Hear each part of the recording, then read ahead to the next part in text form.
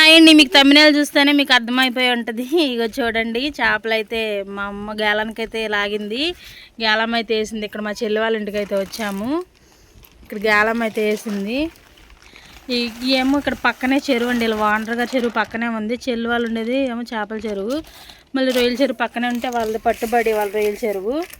వాళ్ళు కూడా 1 కిలో రొయ్యలు అయితే ఇచ్చారు. ఇంక ఈ రొయ్యలు ఈ చేపలు అయితే చేస్తుంది మా అమ్మ ఇప్పుడైతే.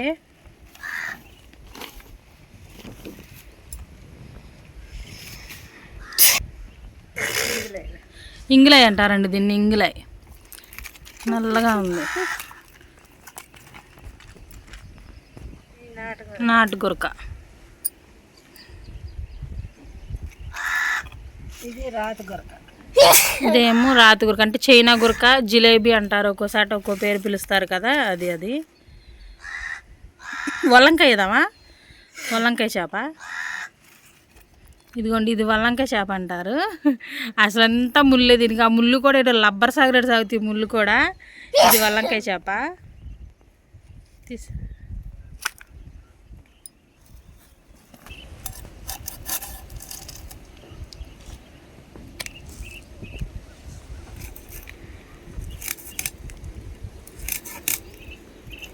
అండి ఇది వల్లంకాయ అంటారు. అసలు ఇది గేలానికి పడ్డదే, ఇది గేలానికి పడ్డది, ఇది గేలానికి పడ్డదే. ఇప్పుడు మామ చేసేది నాటు గురక గేలానికి పడ్డది. ఈ మాత్రం పక్కన చెరువు పడుతున్నారు, వాళ్ళు ఇచ్చారు ఈ రొయ్యలు. 1 కిలో అయితే ఉంటాయి ఈ రొయ్యలు, వాళ్ళు అయితే ఇచ్చారు.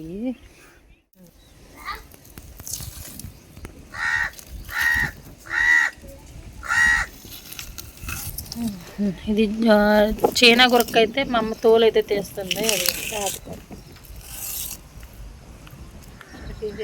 తోలు తీసుకోవాలి అలాగా.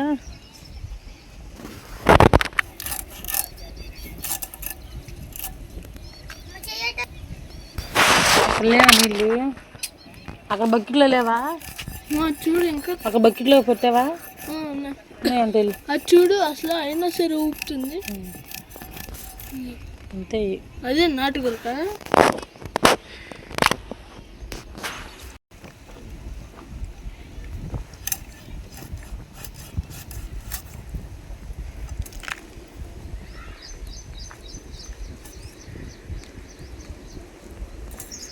దీనికి కూడా జనం ఉంది, దీని జన నల్లగా ఉంది.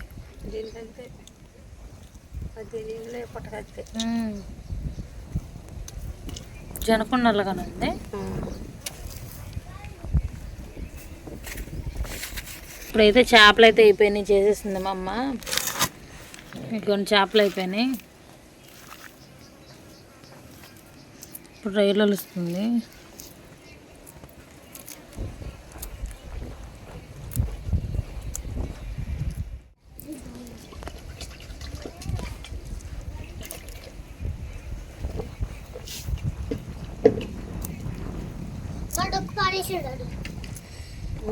అడుగు పాడేసాడు చెరువులో. ఎక్కడ? అదే తాడు కట్టుకునేది డొక్కు. అయ్యా అసలు బాబాయ్ వచ్చినాక నేను తిడతాడు. ఎక్కడ పడేసాడు?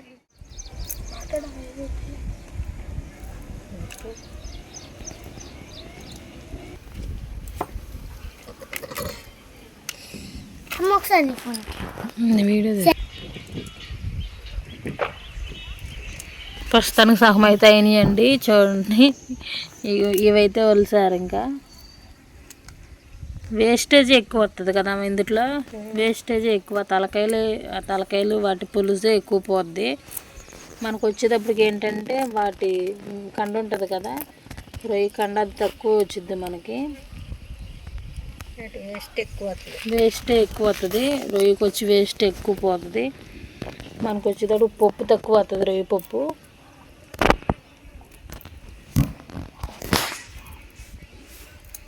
ఇగోండి, ఇప్పటికైతే అయిపోయినాయి రొయ్యలు అయితే. ఇవి వచ్చినాయి రొయ్యలు అయితే. ఇదంతా వేస్ట్. చూడండి, వేస్ట్ అసలు ఎంత వచ్చిందో వేస్ట్ అయితే. రొయ్య తలకాయలు, చేప తలకాయలు, రొయ్య తలకాయలు వేస్ట్ చూడండి అసలు ఎంత వచ్చిందో. ఇవైతే చేసినాయి మనకు, ఆ వేస్ట్ పోగా మనకు వచ్చింది ఇది. ఇప్పుడు ఇవి క్లీన్ చేసుకోవాలి. క్లీన్గా శుభ్రంగా కడుక్కోవాలి 4-5 సార్లు. వాసన మనకు రొయ్య అనేటప్పటికి ఏంటంటే వాసన బాగా వచ్చిద్ది, మనం బాగా కడుక్కోవాలి.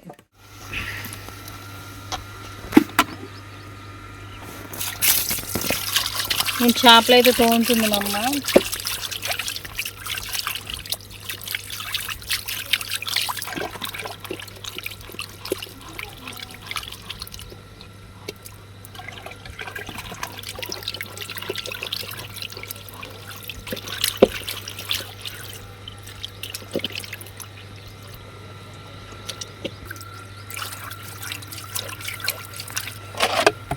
చేప చూసారా, నల్లగున్న చేప ఎంత తెల్లగా తోపిందో మా అమ్మ.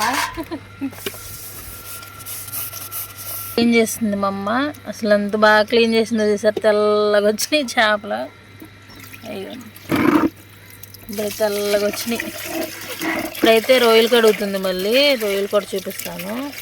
కడుగుతుంది.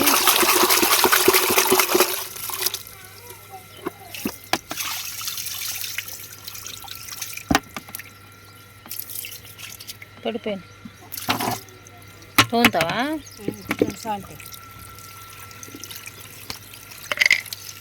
తోముతుందండి. వాటిని కూడా సాల్ట్ వేస్తున్నా. వేసాను అయినా ఇంకా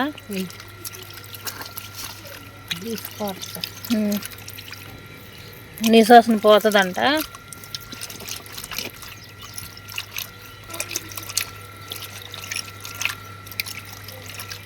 అసలు నిమ్మకాయ ఉంటే నిమ్మకాయ అస్సలు బాగా నిమ్మకాయ సాల్ట్ వేసి కడుగుతానా? పసుపు కూడా వేస్తారు కదా.